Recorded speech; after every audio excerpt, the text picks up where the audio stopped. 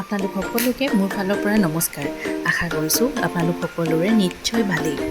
চাওঁচোন আহক আজিনো মই মোৰ পাকত কি বনাইছোঁ। এইপিনে মই মচুৰ দাইল লৈ লৈছোঁ। মচুৰ দাইলৰ লগত মই মিক্স কৰিব লৈছোঁ কঁঠালৰ গুটি আৰু ঔটেঙা। ঔটেঙা দাইল বনালে সাধাৰণতে মই 5 পোৰণ দি তেল মাৰোঁ। 5 পোৰণ দি তেল মাৰিলে দাইলখিনি গোন্ধটো বৰ ধুনীয়া হয় আৰু খাবলৈও ভাল লাগে। এইপিনে ভাজি বনাবৰ কাৰণে লৈ লৈছোঁ ভাত কেৰেলা আৰু আলু। আজি ভাবিছোঁ পকৰি বনাওঁ, সেয়েহে কচু লৈ লৈছোঁ। তেন্তে আহক ভিডিঅ'টো আৰম্ভ কৰোঁ। ইতিমধ্যে প্ৰেছাৰ কুকাৰটো গৰম হৈ যোৱাত মই ইয়াত 5 পোৰণ আৰু তেল দি লৈছোঁ।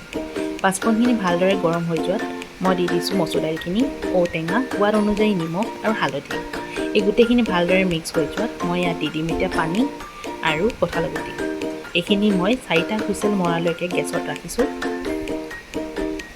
আনফালে মই লৈ লৈছোঁ ভাজি বনাবলৈ শুকান জলকীয়া 2টা আৰু পিঁয়াজ।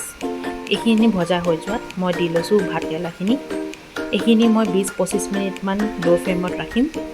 সোৱাদ অনুযায়ী নিমখ আৰু হালধিও মিক্স কৰি লৈছোঁ। এইপিনে মই কচু ৰেডি কৰি লৈছোঁ। কচুখিনি মই চালাড বনোৱাৰ ৰুকনিখনেদি ৰুকি ল'লোঁ।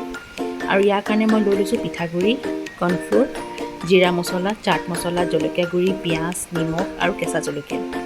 এই পকৰিটো আপোনালোকে সন্ধিয়া চাহৰ লগতো বনাই খাব পাৰে। তেন্তে এয়া আমাৰ আজি দুপৰীয়া আহাৰ ৰেডি হৈ গৈছে। ভিডিঅ'টো চাই আপোনালোকে কেনে পালে জনাবচোন।